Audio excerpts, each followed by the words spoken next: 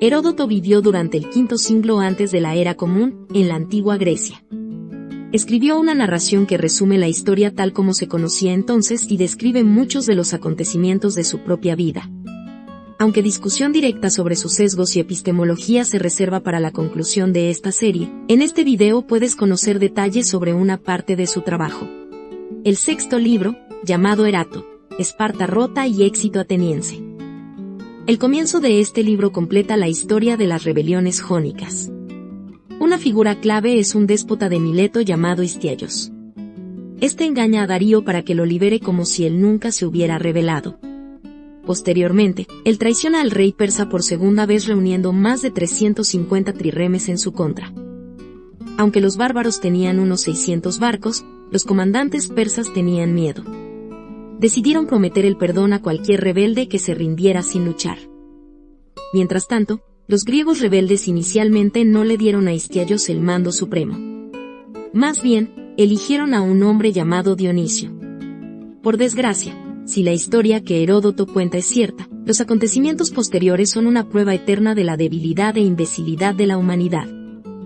Se cita a Dionisio diciéndole a los soldados voluntarios: si estáis dispuestos a tomar sobre vosotros las dificultades, tendréis trabajo por el momento, pero seréis capaces de vencer al enemigo y ser libres. Los hombres aceptaron, pero solo por unos 7 días. Poco acostumbrados a las dificultades y al entrenamiento que Dionisio instituyó, cambiaron de opinión, de voluntad, y lo reemplazaron por Histiaios. En la batalla, los griegos que no se habían entrenado adecuadamente, fueron derrotados. Heródoto condena a muchos de Samos por huir bajo el acuerdo de que recibirían el perdón. Vergonzoso, de verdad. Debo señalar que el fracaso no puede atribuirse a la democracia en el ejército. Esa práctica fue siempre común entre los griegos y los romanos. El problema en este caso es mejor atribuido a la inherente o natural suavidad de la humanidad. Por lo tanto, la historia da peso, por ejemplo, a la opinión de Hobbes sobre la humanidad. Sin educación y un entrenamiento adecuado, lo mejor que los no tan peludos micos pueden hacer es rezar por un buen tirano. De lo contrario, todo lo que tendrán no será más que la tiranía de la estupidez y la debilidad. En cuanto a Histiaios, él es capturado en alguna batalla posterior y como los comandantes persas temían que pudiera engañar al rey por segunda vez, lo mataron a pesar de que ya era prisionero de guerra. En cuanto al resto de la reconquista de Jonia, Heródoto describe el método que los persas empleaban para despejar las islas más pequeñas. Se extienden desde el mar por el norte hasta el mar por el sur, cada hombre agarrando la mano del siguiente, y luego pasan por toda la isla cazando a la gente fuera de ella. La práctica me parece jocosa. Hay varios otros conflictos cuyos detalles no solo son difíciles de seguir, sino que, en última instancia, son inconsecuentes. Puedo decir por entretenimiento que en un momento dado una flota de Persia se pierde en una tormenta y el historiador sugiere la posibilidad de monstruos marinos, LOL. Todas estas operaciones implican conflictos en torno al Helesponto, Tracia y un intento poco recordado de atacar Atenas. Después de recuperar las ciudades perdidas y tomar la mayoría de las islas, Darío envía heraldos a todas las ciudades de Grecia pidiendo tierra y agua, símbolos de subyugación. Esto lleva a Cleómenes, el rey de Esparta, a atacar a los eginetanos por aceptar las demandas bárbaras. Esto, a su vez, conduce a un conflicto entre los dos reyes espartanos. Lo que da paso a una digresión sobre por qué uno de los reyes de Esparta era técnicamente más honrado que el otro. Solo explicaré los elementos más jocosos. Primero, en un pasado mítico, la entonces reina madre de gemelos no quiso revelar cuál de los gemelos era el mayor. Ser el mayor significaba, por supuesto, ser el primer heredero. Licurgo, el mítico fundador de la educación cívica espartana, espió a la reina para comprobar qué gemelo ella alimentaba, bañaba, vestía primero. De alguna manera, esto mostraría cuál gemelo era el mayor. Igualmente tonto, permítanme citar. La costumbre de los lacedemonios sobre la muerte de sus reyes es la misma que la de los bárbaros, se golpean la frente con buena voluntad y se lamentan sin descanso, diciendo que el que ha muerto de último de sus reyes, era el mejor de todos.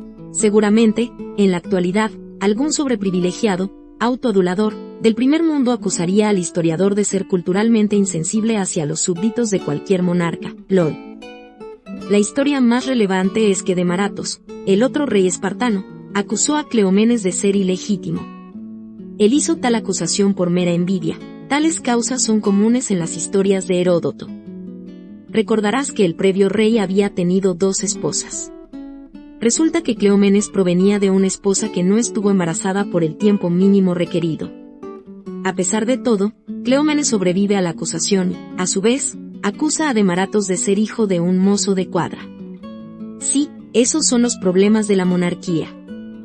Para tener éxito, el rey soborna a la profetisa del oráculo. Esto después fue expuesto y algunos de los culpables, incluida la propia profetisa, fueron desterrados. De todos modos, mientras tanto, Demaratos es depuesto y termina en Asia bajo la protección de Darío. Heródoto continúa alabando a Demaratos y, por lo tanto, condenando a los espartanos, ya que lo acredita como el único rey que ha ganado una medalla de oro olímpica. Lo más jocoso es que Demaratos le preguntó a su madre por la verdad, y ella le dijo que ella sí se acostó con una aparición 3 días después de acostarse por primera vez con el rey. Deberían hacer un programa de televisión sobre el tema, estoy seguro de que vendería. Además, el hombre que reemplazó a Demaratos, un tal Leotíquides, fue desterrado más tarde ya que se descubrió que tomó sobornos de ciertos bárbaros. Hay que tener en cuenta que los reyes no pasaban por la educación espartana. Saltando adelante, Cleómenes abandona Esparta por un tiempo, ya que el escándalo de sobornar al oráculo lo hace impopular. Mientras vive en una tierra extranjera, contempla la posibilidad de invadir Esparta y, a pesar de que algunos en el Senado intentan ayudarlo. De seguida una enfermedad de locura se apoderó de él, que había estado incluso antes de esto algo loco, comenzó a maltratarse de las piernas para arriba. Porque siguió cortándose la carne a lo largo de las piernas a los muslos y de los muslos a los lomos y flancos, hasta que al fin llegó al vientre, y cortándolo en tiras, murió de esta manera. Todo lo anterior me pareció muy divertido e importante. Es un caso poco enfatizado de corrupción espartana y fracaso institucional. Me pregunto qué diría alguien como Maquiavelo. Ya que él pensaba que el gobierno de Esparta era el mejor que podría existir, supongo que diría que es lo mejor que se puede conseguir entre los no tan peludos micos. Heródoto hace una digresión sobre las posibles razones de la locura de Cleómenes. Menciona 3 teorías. Según los hombres de Argos, era un castigo divino por su crueldad militar. Según los espartanos, fue porque mientras vivió con los escitas bebió vino sin mezclar. Según el historiador, fue una retribución por la traición impía contra Demaratos. Volviendo a la inminente invasión persa, cito: Le ocurrieron más males a la Hélade que durante las otras 20 generaciones que precedieron a Darío, algunos de los males provenientes de los persas, y otros de los propios líderes de la Hélade que lucharon juntos por la supremacía. Esto es lo más trágico dado que Heródoto está hablando antes de la guerra panhelénica. Ni siquiera sabe de los horrores que vendrán después. Y pensar que todo esto al mismo tiempo que la filosofía y la cultura occidental empiezan a florecer. El historiador describe cómo, al enterarse del ataque de Darío, los atenienses envían a todos sus hombres, bajo el mando de sus 10 generales elegidos, para enfrentar la fuerza persa cerca al pueblo de Maratón. Uno de los 10 generales, o estrategos, fue el ahora más famoso Milcíades. Presta atención porque lo que sigue es uno de los momentos más destacados de la historia de la humanidad. Primero, el corredor Filipides es enviado a pedir ayuda a los espartanos, quienes responden que no pueden ir hasta que se apruebe cierto deber religioso. En su camino, informa Filipides, él se encontró con Pan, la divinidad. Esta es la divinidad del pánico, de lo más valiosa para todas las empresas marciales. El dios le dijo al mensajero que él ayudaría si los atenienses prometían honrarlo. Como resultado, después de la batalla, se construyó un templo en su honor en la Acrópolis. Creo que el templo, o santuario, fue hecho en una cueva en uno de los lados de la Acrópolis, pero no estoy segura. Curiosamente, un hijo del tirano anteriormente derrocado estaba sirviendo como guía del ejército persa. Este hombre, supuestamente, había sufrido una visión o un sueño decepcionante. Ergo, mientras desembarcaba, tropezó, cayó y perdió un diente en la arena. Cuando se puso de pie, dijo que su visión se había hecho realidad, porque el poco de Ática que realmente le pertenecía ahora estaba poseído por el diente, LOL. En cuanto a la batalla, Heródoto dice que los atenienses derrotan a los persas y solo entonces es que los persas intentan de eludir la posición de los atenienses. Otros historiadores dicen que los atenienses solo atacaron a los persas después de que ellos ya habían dividido sus fuerzas con el objetivo de realizar la operación mencionada anteriormente. De cualquier manera, a Milcíades se le atribuye el mérito de convencer a los otros generales electos de hacer una carga en lugar de mantener una posición alta en defensa. Permítanme enfatizar que, sea como sea, atacaron a pesar de ser ampliamente superados en número. Porque fueron los primeros de todos los helenos de los que sabemos que fueron corriendo a atacar al enemigo. Y también fueron los primeros que soportaron enfrentarse a las vestiduras medas y a los hombres que las usaban, mientras que hasta este momento el escuchar el mismo nombre de los medos era para los helenos un terror. Por supuesto, este fue un día bendecido para la humanidad, como en la posterior batalla de Salamina, si las cosas hubieran sido de otra manera. Tal vez el progreso hubiera sido detenido por la tiranía hereditaria. La batalla costó a los atenienses exactamente 192 hombres. En comparación, increíblemente, los bárbaros perdieron más de 6.000. Debo dejar claro, aunque no daré los detalles, que un factor importante en tales tasas de víctimas es la meritocracia inherente a la democracia militar de las naciones civilizadas. Nada semejante ha existido en la mayor parte del supuestamente mundo occidental desde la caída de la República Romana. Después de la batalla, los atenienses tuvieron que lidiar con la fuerza que fue enviada para eludir su posición. Por lo tanto, se trasladaron rápidamente a donde esperaban que los persas hicieran un segundo desembarco. Como todavía estaban en sus barcos, y no estaban dispuestos a intentar un desembarco disputado, los bárbaros se vieron obligados a abandonar toda la campaña. Fue entonces, después de que terminaron todos los combates, cuando apareció una fuerza espartana. Estos se sintieron muy decepcionados consigo mismos al ver que los atenienses habían triunfado sin su ayuda. Detalla cómo, en una sola operación militar, los atenienses protegieron la ciudad, derrotaron a los persas, derrotaron a lo que quedaba de Peisistratus e incluso humillaron a los espartanos. Como tales, estos acontecimientos entraron en el mito nacional o narrativa histórica ateniense. Heródoto lo celebra y casi toda la gente en el mundo occidental lo alaba.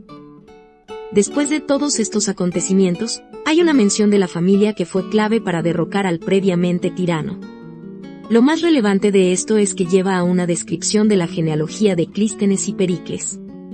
Obviamente, los dos estaban relacionados y por supuesto, ambos fueron esenciales para el progreso de la humanidad.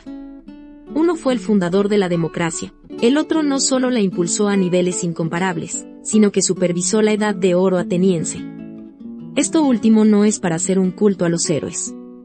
Como diría el filósofo Cratipo de Pérgamo, eran simplemente aquellos más influyentes en el momento en que surgió la democracia.